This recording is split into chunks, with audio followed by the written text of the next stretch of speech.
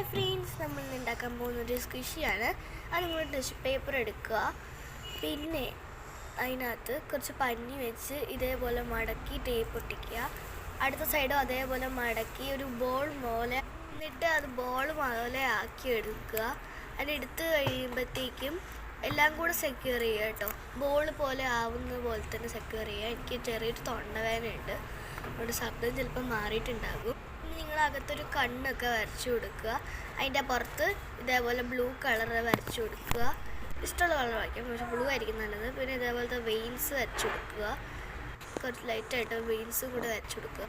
അങ്ങനെ വെയിൻസ് വരച്ചിട്ട് ഒരു പ്ലാസ്റ്റിക് കവറിനകത്തോ പ്ലാസ്റ്റിക് റാപ്പ് ചെയ്തോ, ഇതേപോലെ പ്ലാസ്റ്റിക് കവറിനകത്താണെങ്കിൽ നമ്മൾ ആദ്യം ചെയ്ത പോലെ തന്നെ ഇങ്ങനെ രണ്ട് സ്ഥലത്ത് മടക്കി ടേപ്പ് ഒട്ടിക്കുക. എന്നിട്ട് ബാക്കിയുള്ള രണ്ട് സ്ഥലത്ത് മടക്കി ബോൾ പോലെ ആവുന്നുണ്ടോ നോക്കുക. ആവുന്നില്ല എന്നുണ്ടെങ്കിൽ ബാക്കി സ്ഥലത്തുള്ളത് കൂടെ എടുത്ത് ടേപ്പ് ഒട്ടിച്ച് കൊടുക്കുക. അപ്പോൾ അവസാനം നമ്മുടെ സ്ക്വിഷി റെഡി ആയിട്ടുണ്ട്. ബൈ.